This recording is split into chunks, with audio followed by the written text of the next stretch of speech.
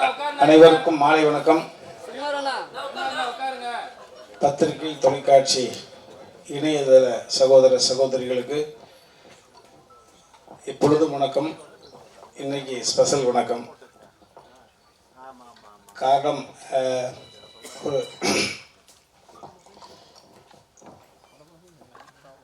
ஒரு தந்தை அப்படிங்கிற ஒரு ஸ்தானத்திலிருந்து பேசுகிறது ஒரு நெகிழ்வான விஷயம். இந்த இடம் என்பது நான் நிற்பதற்கு காரணம், மேலே இருக்காங்க அம்மா அப்பா, என்னை இயக்கி கொண்டிருப்பது அவர்கள் வளர்த்த வளர்ப்பு, என்னிடம் ஒன்றுமில்லை. ஸோ அதை நான் தெளிவாக இருக்கேன்.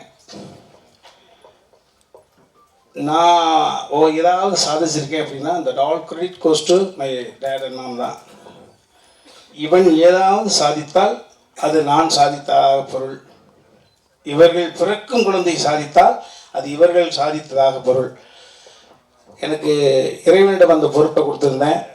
எங்கள் பாப்பாவை நான் முதல்ல சந்தித்த பொழுது எங்கள் பாப்பா கிட்ட சொன்னது தான், அதை உங்கள்கிட்ட பகிர்ந்துக்கிறேன். முதல்ல சந்தித்த பொழுது பாப்பா கிட்ட சொன்னது, ஒரு மனிதன் குழந்தையாக பிறக்கிற பொழுது அவனுடைய நிம்மதி என்பது அவங்க தாய் தந்தைகிட்ட இருக்கு. அதற்கப்புறம் வீதியில் விளையாட போகிற பொழுது நம்ம யார் கூட விளையாடுறோமோ அவங்கள்ட்ட போகுது அந்த நிம்மதின்ற பால்.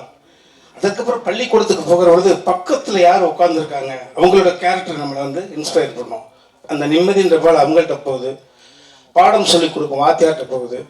கல்லூரிக்கு போகிற பொழுது அதே தான் தொடருது. நண்பர்கள் யார், பக்கத்தில் இருப்பது யார், யாரிடம் இறைவன் கை கொடுக்க தூண்டுகிறான், யாரிடம் இறைவன் நம்மளை மாணவனாக சேர்க்கிறான். வேலைக்கு போகிற பொழுது நம்மளை விட உயர்ந்த இடத்தில் இருக்கக்கூடிய அதிகாரிகள்கிட்ட போயிருது அந்த நிம்மதி. இப்படி ஒவ்வொரு நிம்மதியாக போகிற பொழுது அதற்கு அப்புறம் பர்சனல் வாழ்க்கை என்று வருகிற பொழுது நமது நிம்மதிங்கிற வாழ் நம்மளை கரம் பிடிக்க போகக்கூடிய வாழ்க்கையினுடைய துணைக்கிட்ட போயிடுது, நம் மனைவி கிட்ட போயிடுது. அதே போல என் மனைவி கிராமத்தில் கல்யாணம் பண்ண எங்கள் பெரியம்மாவோட பேத்தி. அதற்கு பிறகு என் மனைவி கன்சீவாகிற பொழுது இறைவா என் மூலமாக இந்த சிசு உருவாகி இருக்கு, இந்த பூமியில் பிறக்கிற பொழுது இந்த சிசு ஆரோக்கியமாக பிறக்க வேண்டுமே என்ற நிம்மதி அங்கு போகுது. அந்த என் மனைவியுடைய அந்த கற்பம் சூழ்ந்திருக்கிற போது இந்த வயிற்றில் போகுது. அதே போல நிம்மதிங்கிற பால் மறுபடியும் சொல்லண்டு இவன் வயிற்றுக்குள்ள இருக்கிற பொழுது இவன் ஒழுங்கா பிறக்கணுமே போச்சு. இப்படி தொடர்ச்சியாக போகிற பொழுது என் மகளுக்கு வரம் தேடுகிற பொழுது மருமகன் நல்லா இருக்கணுமே, அவனுக்கு எந்த விதமான அந்த மாதிரி அவன்கிட்ட போச்சு, மருமகன்கிட்ட போச்சு. அந்த மருமகனை தேர்ந்தெடுக்கக்கூடிய உரிமையை கூட என் மகனிடம் தான் கொடுத்தேன். காரணம், ஒருவருக்கு 2 குழந்தை இருக்கலாம், 3 குழந்தை இருக்கலாம், எனக்கு 2 குழந்தை. எப்பா, எனக்கு மருமகன் அமைவதை விட, உங்க அம்மாவுக்கு மருமகன் அமைவதை விட, உங்க அக்காவுக்கு கணவன் அமைவதை விட உனக்கு மைத்துனும் சரியாக அமைய வேண்டும். நாங்கள் இருக்கும் காலம் வரை எங்களால் இந்த பூமிக்கு படைக்கப்பட்டவர்கள் இணைபுரியாது சந்தோஷமாக இருக்க வேண்டும். ஸோ நீ சொன்னீங்கன்னா மகளை கொடுத்துருவேன். ஸோ அப்படிதான்.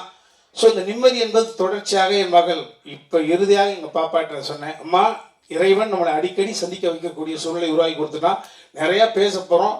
முதல்ல அப்பா அங்கிளை பார்க்குற பொழுது என்ன சொன்னாங்கன்றது காலம் முழுக்க ஒன்று இருக்கணும்னா அது மாதிரி பாப்பாட்ட சொன்னேன், அம்மா இந்த நிம்மதி என்கிற பால் இப்போ உன் மடிக்கு வந்திருக்கிற செல்லம். ஸோ எங்களுடைய எதிர்காலத்தை, எங்களுடைய அடுத்த தளத்தை நீ தாயாக இருந்து வழிநடத்த வேண்டும் என்று சொன்னேன். வீட்டுக்கு மருமகளாக வந்தாலும் எங்களுக்கு மகள் தான். எங்களுடைய அடுத்த கட்ட எல்லாமே எங்கள் பாப்பா கையில் போயிருக்கு. ஸோ அதை தான் பாப்பாட்ட வலியுறுத்தி சொன்னேன். இதையெல்லாம் தாண்டி எனக்கு இது சுமையா சுகமா அப்படின்னா சுகம், ஆனால் சுமையான சுகம். காரணம், பார்த்து வியந்த ஒரு சுயம்பு. அர்ஜுன் சார் நான் சம்பந்தியாக பார்க்கவில்லை, நான் சார் தான் கூப்பிட்டுக்கிட்டு இருக்கேன், அவனு சார் தான் கூப்பிடுறான்.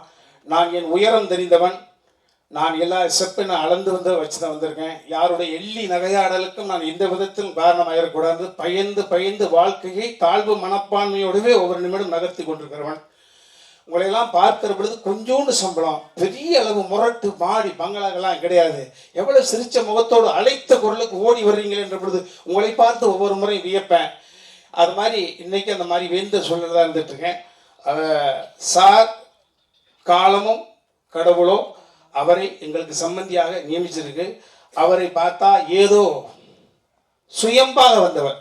மரியாதைக்குரிய விஜய் முரளி சார் சொல்ல பொழுது படித்த பிள்ளை மட்டும் இல்லை, ஒட்டுமொத்த சினிமாவும் கை விட்டு தனியாக இருக்கிற பொழுது இருக்கிற புது மனைவி அவங்களுடைய நகையெல்லாம் வாங்கி சேவகன் அப்படின்ற ஒரு படத்தை எடுத்து தான் என்று அடையாளப்படுத்தி கொண்டு சுயம்பாக வந்தவர். நான் ஒரு சுயம்பு என்றால் எனக்கு முன்னோடி சுயம்பு அவர். ஸோ அவரை நான் சம்பந்தியாக பெற்றதில் என் தாய்க்கும் தந்தைக்கும் இறைவனுக்கும் நன்றி சொல்கிறேன். இந்த உறவு நீடிக்கும்.